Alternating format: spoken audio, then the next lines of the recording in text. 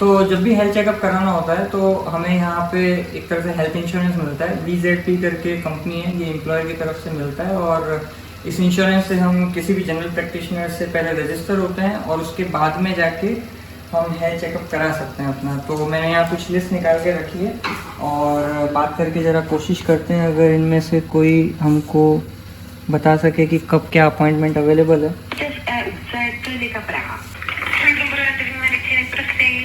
डुबरी डैन सैन प्रियंक इंडिया। मुझे तो प्रोसीम विद इंग्लिश की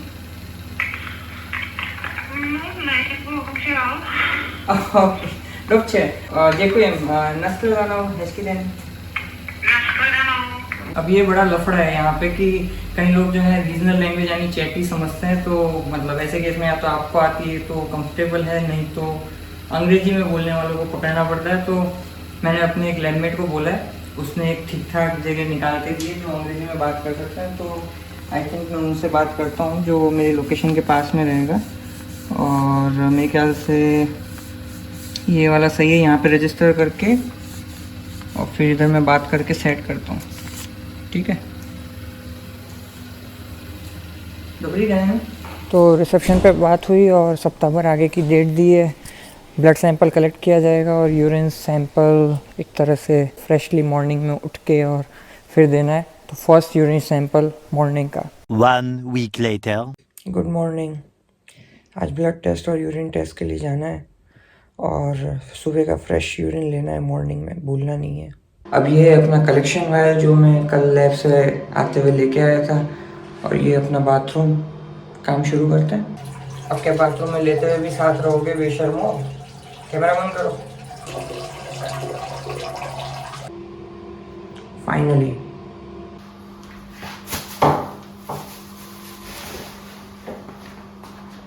लो भाई, बस आ गई। And here we go. तो यूरिन सैंपल तो मैंने रख लिया है और ब्लड सैंपल के लिए सुई चुभोने वाले हैं और सुई से मुझे बड़ा डर लगता है। देखो क्या होने वाला है।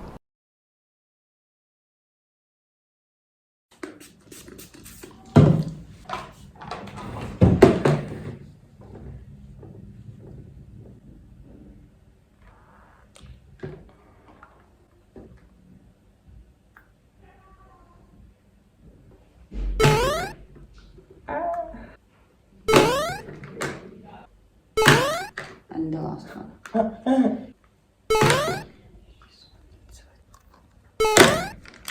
That's all.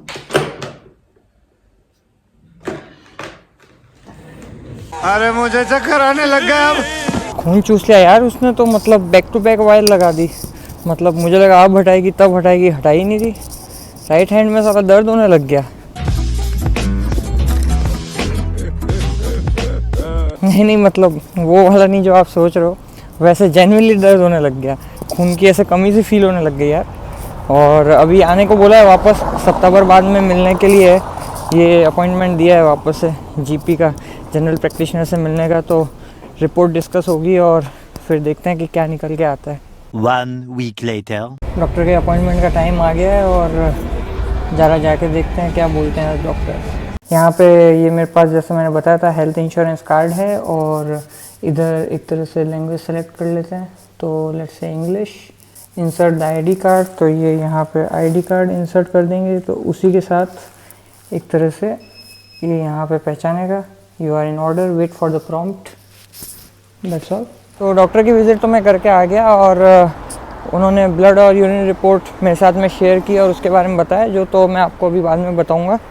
बाकी उन्होंने कुछ जनरल चेकअप किए, जैसे कि मेरे आई साइट बराबर है कि नहीं है, एक तरह से मेरा ब्लड प्रेशर सही है कि नहीं है, बिल्कुल यहाँ पे मतलब चेक किया, नोड वगैरह तो नहीं है कोई किसी तरह का। फिर मेरे को बोला कि मतलब कपड़े उतार दो, फीमेल डॉक्टर थी। तो देखो ऐसे में बड़ा सख्त लौंडा हूं,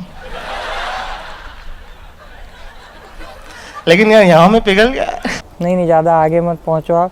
उन्होंने फिर वो यहाँ पे मेरे लंग्स वगैरह चेक की, जो भी उन्होंने कहीं कंजेशन वगैरह ना हो, तो ये सारे चेकअप किए। और उसके बाद में जो सवालों की लाइन लगाई, उतने सवाल तो मेरी माँ ने भी आज तक ना पूछे हो जितने उसने पूछ लिए। सवाल कुछ ऐसे थे कि मतलब स्मोक करते हो क्या? मैंने कहा नहीं। दारू पीते हो क्या? तो मैंने कहा नहीं। आपके कहीं मेडिकल हिस्ट्री है किसी तरह की? आपकी कोई बॉडी खोल दी हो किसी ने, डॉक्टर ने? मैंने कहा नहीं। फ्रैक्चर वगैरह नहीं। कॉन्स्टेंटली किसी मेडिकेशन पे हो? मैंने कहा नहीं। पेरेंट्स को कोई लाइफ थ्रेटनिंग डिजीज़ रही है? मैंने कहा नहीं। सिबलिंग को डायबिटीज़ वगैरह है कि नहीं? और ऐसे पता नहीं कितने सारे सवाल पूछे, और उसके बाद में वो सारा का सारा डेटा वो रिकॉर्ड कर रही थी जो भी मैं बता रहा था, एंड फिर उसके बाद में रिपोर्ट के साथ में छोड़ दिया। अब ये मेरी ब्लड एंड यूरिन की रिपोर्ट है, और डॉक्टर ने कहा है कि सब कुछ ठीक है, सिवाय सिर्फ एक चीज़ को छोड़ के। अभी मैं आपको बताऊंगा, लेकिन आपको पहले मैं एक बेसिक ओवरव्यू दे देता हूँ। जैसे कि यहाँ आप देख रहे होंगे, यहाँ सब जगह जैसे PP लिखा है, कहीं SS लिखा है, कहीं GB इस तरह से लिखा है। तो इसका मतलब यह है कि P स्टैंड्स फॉर प्लाज्मा, कि ये प्लाज्मा से कलेक्शन हुआ है। S लिखा है तो इसका मतलब है कि वो सीरम से कलेक्ट हुआ है। इसी तरह से और भी जैसे अलग अलग है। B लिखा है तो सीधा ब्लड से कलेक्ट हुआ है ADTA डाल के। और इसी तरह से यहाँ पे आप देख रहे हो जैसे U से लिखा है, तो इस U का मतलब है कि यूरिन से कलेक्ट हुआ है। और ये इसी तरह से पीछे भी है, ये भी एक तरह से पूरा जैसे U की लेन बनी हुई है, यानी कि पूरा का पूरा यूरिन का रिपोर्ट है। तो इस तरीके से ब्लड और यूरिन का कंप्लीट यहाँ पे रिपोर्ट हम देख सकते हैं। और इसमें अलग अलग तरह के टेस्ट लिखे हैं। वैसे ये एक तरह से चेक लैंग्वेज में है, लेकिन आप कहीं भी गूगल ट्रांसलेट वगैरह की मदद लेके इंग्लिश में कर सकते हैं, या अगर मुझे मन बना तो मैं खुद ही लगा दूंगा। वैसे जो सही रिपोर्ट है एकदम साफ सुथरी, ये तो मैसी हो जाएगी। सही रिपोर्ट आपको मेरे डिस्क्रिप्शन बॉक्स में मिल जाएगी, आप वहां से जाके एक्सेस कर सकते हैं, और एक नॉर्मल रेंज वगैरह आप देखना चाहें तो देख सकते हैं। तो फटाफट से कर लेते हैं, एक एक चीज मैं डिस्कस नहीं करूंगा। ये जो है ब्लड से रिलेटेड रिपोर्ट है कि कुछ भी जो थ्रोम्बिन, प्रोथ्रोम्बिन, जैसे मैंने एक पुराने वीडियो में भी बात की थी, वुंड हीलिंग वाले वीडियो में, कि ब्लड क्लॉटिंग एक फैक्टर होता है, प्रोथ्रोम्बिन, मैंने वहां बात की थी। तो ये मतलब एक तरह से उसका है कि क्लॉट जो है वो ऐसा तो नहीं कि बहुत जल्दी हो जाता है या फिर बहुत लेट हो रहा है। तो इस तरह की चीजें को टेस्ट करने के लिए तो ये जो है वो एक तरह से नॉर्मल रेंज में है। आप देख सकते हो यहाँ पे रेफरेंस मेजरमेंट दे रखा है, ये इसे यूनिट बोलते हैं।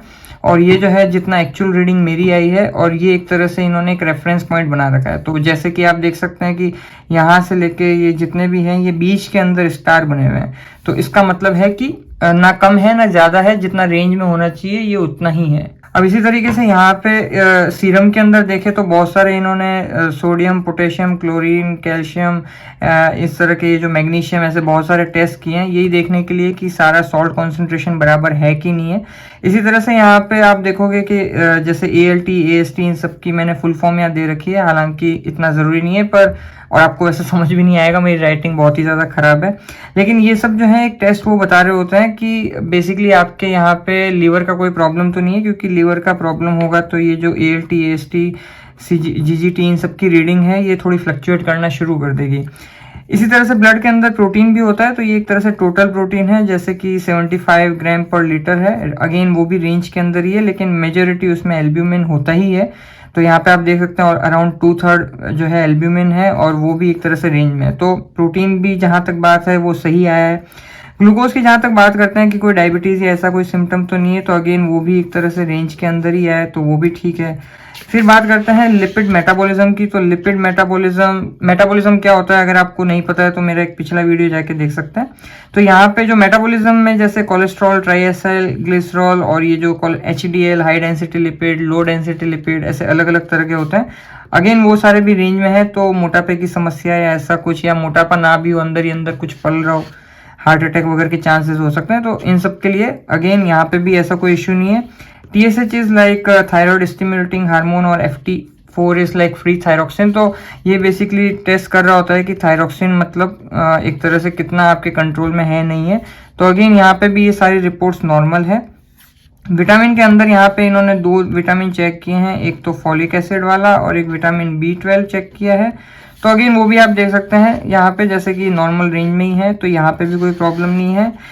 इसके बाद में यहाँ पे मेटाबॉलिज्म जो है आयरन की देखी गई है। तो अगेन यहाँ पे भी अलग अलग आयरन के कंपोनेंट उठाए गए हैं, तो बेसिकली अगेन ये भी देखा गया है। तो आयरन यहाँ पे थोड़ा रेंज से थोड़ा बाहर है, जैसा कि आप देख सकते हैं। रेंज 10.6 से 28.3 माइक्रोमोल पर लीटर की है, पर मेरा 31.1 है, तो इस वजह से ये स्टार यहाँ पे आ गया। तो थोड़ा आउट ऑफ रेंज है। आयरन एक्स्ट्रा है, कोई बुरी बात भी नहीं है एज सच तो और ज़्यादा भी कोई बहुत आउटलायर नहीं हो रहा है, तो दैट इज ऑल्सो फाइन। तो डॉक्टर ने इसके लिए भी कंसर्न रेज नहीं किया। जो मेजर कंसर्न रेज किया वो इसके लिए क्योंकि यहाँ पे विटामिन डी होना चाहिए अराउंड 75 नैनोमोल पर लीटर, और वो निकल के आया है अराउंड 10 नैनोमोल पर लीटर, जो कि काफ़ी कम है। जिसका मतलब है कि मतलब बॉडी के अंदर जो हड्डियां वगैरह जो हैं उसमें कुछ प्रॉब्लम है या और हो भी सकती है आगे जाके। तो ये जो बोन मेटाबॉलिज्म है इसके ऊपर इन्होंने कंसर्न रेज किया है, और इसीलिए मुझे रिकमेंड किया है कि विटामिन डी मैं कांस्टेंट बेसिस पे लेना शुरू करूं।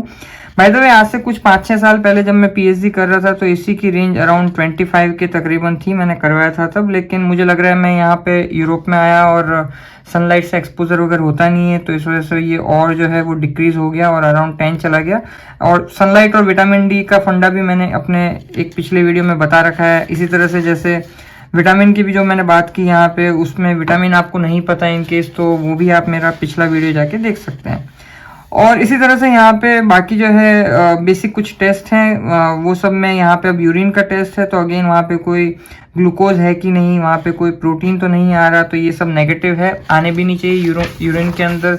इसके अलावा ये बिलिरुबिन और पीएच वगैरह कैसा है, ब्लड तो नहीं आ रहा है, नाइट्रेट कैसा है, कोई ल्यूकोसाइट यानी कि कोई वाइट ब्लड सेल तो नहीं आ रही है, क्योंकि ये सारे इंडिकेशन होते हैं कि अगर ऐसा कुछ हो रहा है तो बॉडी के अंदर कहीं न कहीं कुछ ना कुछ हो सकता है, कोई बीमारी पल रही हो, स्पेसिफिक डेंसिटी वगैरह। तो ये सारे एक तरह से आप देखोगे सब नॉर्मल रेंज में है, या फिर जो नेगेटिव होना चाहिए वो नेगेटिव ही है, तो अगेन यहाँ पे भी कोई प्रॉब्लम नहीं है। इसके अलावा यहाँ पे इरिथ्रोसाइट, ल्यूकोसाइट अगेन यहाँ पे बात की है कि कोई सेडिमेंट में हो, तो इरिथ्रोसाइट जो है जैसे रेड ब्लड सेल, तो फॉर एग्जाम्पल यूरिन के अंदर अगर थोड़ा बहुत भी कहीं खून आ रहा हो या ऐसी कोई पॉसिबिलिटी हो, तो अगेन अगर यहाँ पे तो नहीं है फॉर्चुनेटली मेरे केस में, लेकिन तो यहाँ पे भी अगेन सारी चीजें रेंज में है। लेकिन अगर इरिथ्रोसाइट होता है तो वो चांसेस हैं कि हो सकता है उसे किसी तरह का कैंसर हो रखा हो या फिर यूटीआई हो रखा हो, यूरिनरी ट्रैक्ट इन्फेक्शन, जैसा कि एक तरह से जिसके बारे में मैंने पहले भी बात की। तो ऐसे केसेस के अंदर ये इरिथ्रोसाइट वगैरह की वैल्यू आने लगती है, तो वो भी नहीं है। And at the same time ये लास्ट में यहाँ पे एल्ब्यूमिन, क्रिएटिनिन और ये जो यू एल्ब्यूमिन, इन सब का एक पूरा खाका दे रखा है, वो भी एक तरह से आप देखोगे अगेन परफेक्टली रेंज में है। तो एक तरह से आउट ऑफ रेंज जो है वो इस पूरे की पूरी रिपोर्ट के अंदर सिर्फ एक ही चीज़ है, और वो है विटामिन डी, जो काफ़ी कम है, और इसके लिए मेरे को विटामिन डी की या तो टैबलेट या ड्रॉप वगैरह आती है वो लेना होगा, और जो हो सके तो थोड़ा बहुत धूप में एक्सपोजर लेना होगा। इसी के साथ I am happy, finally report जो है वो काफ़ी मेरे लिए तो अच्छी ही आई है, और बॉडी अंदर से भी इक्वली अच्छा ही काम कर रही है जितना कि बाहर से दिख रहा है। सो डॉक्टर के पास मैं विजिट करके आया, और उन्होंने ये एक तरह से ई रिसीट दी है, यहाँ आप देख सकते हो एक लिंक दे रखा है, तो इस लिंक पे मैं क्लिक करूँगा विटामिन डी के लिए, तो ये एक तरह से QR कोड बन के आ गया। तो ये मैं जब वहाँ पे दिखाऊंगा फार्मेसी के ऊपर, केमिस्ट की शॉप के पास में, तो पार्शियली पैसा रीइंबर्स हो जाएगा और पार्शियली पैसा जो है मुझे देना होगा। She had told me like I have to use thrice a day. Okay,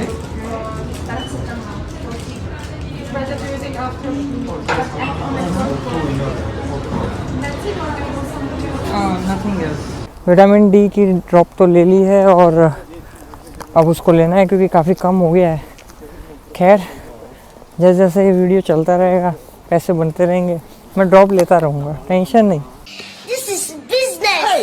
बहुत तेज हो रहा है, बहुत तेज हो रहा है। तो आज के लिए इतना ही, फिर आपसे मुलाकात होगी।